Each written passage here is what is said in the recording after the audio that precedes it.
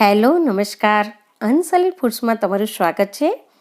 Friends, આજે આપણે એક હેલ્ધી બ્રેકફાસ્ટ રેસીપી ઓટ્સ બનાવી રહ્યા છીએ. આ ઓટ્સ જવને પ્રોસેસ કરીને તૈયાર કરવામાં આવે છે.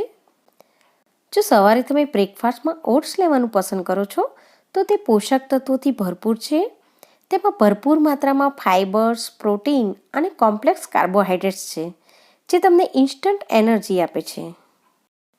અને જો તમે વેઇટ લોસ માટે પ્રયત્ન કરતા હો તો આ તમારા માટે બેસ્ટ ચોઇસ છે. તેમાં ફાઇબર્સ હોવાને લીધે તેનું ડાયજેશન પણ ખૂબ જ ધીમે થાય છે, જેથી તમને જલ્દીથી ભૂખ પણ નથી લાગતી. ઓટ્સમાંથી વિવિધ પ્રકારની અનેક વાનગી બનાવી શકાય છે. આજે આપણે મિલ્ક ઓટ્સ બનાવીશું. લગભગ 5 મિનિટમાં ખૂબ જ સરળતાથી તૈયાર કરી શકાય છે. તો મિલ્ક ઓટ્સ બનાવવા માટે અહીં મેં અડધો બાઉલ એટલે કે લગભગ 6 થી 7 ટેબલ સ્પૂન જેટલા ઓટ્સ લીધા છે. સૌથી પહેલાં ગેસની ફ્લેમને મીડિયમ રાખીને ઓટ્સને આપણે શેકી લઈએ. આમ કરવાથી તેમાં મોઇસ્ચર હશે તો તે દૂર થઈ જશે. બહુ દિવસથી પડ્યા હશે તો તેમાં એક પ્રકારની સ્મેલ આવતી હોય છે, તે પણ દૂર થઈ જશે.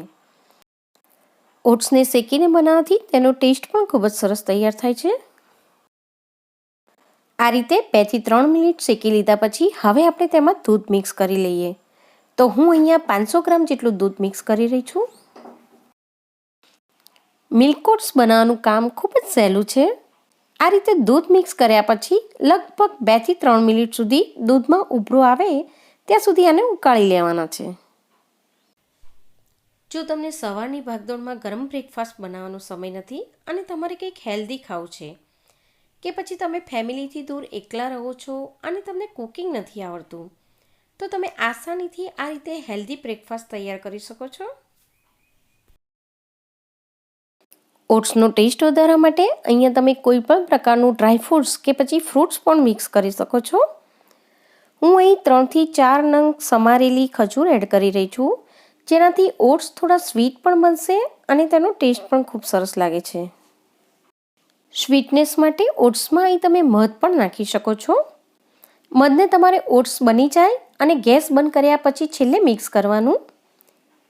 હું અહીંયા 1 ટીસ્પૂન જેટલી ખાંડ મિક્સ કરી રહી છું. તેનાથી પણ ઓટ્સનો ટેસ્ટ ખૂબ જ સરસ તૈયાર થાય છે. આ બધું મિક્સ કર્યા પછી હવે લગભગ 2 મિનિટ માટે દૂધમાં ઉભરો આવે ત્યાં સુધી આપણે ઓટ્સને ઉકાળી લઈએ. ઓટ્સ ખૂબ જ હેલ્ધી છે. તેનું નિયમિત સેવન કરવાથી ખરાબ કોલેસ્ટેરોલ ઘટે છે અને સારું વધે છે. તેથી હૃદયને તે મજબૂત રાખે છે, બ્લડ શુગરને તે નિયંત્રિત કરે છે અને તેમાં રહેલા ફાઇટોકેમિકલ્સ ઇમ્યુનિટી વધારે છે. તો હવે આપણા ઓટ્સ તૈયાર છે. થોડી બદામથી તેને ગાર્નિશ કરી લઈએ અને ગેસને બંધ કરી દઈએ. ગેસ બંધ કર્યા પછી પણ એ થોડા ઘટ્ટ થશે.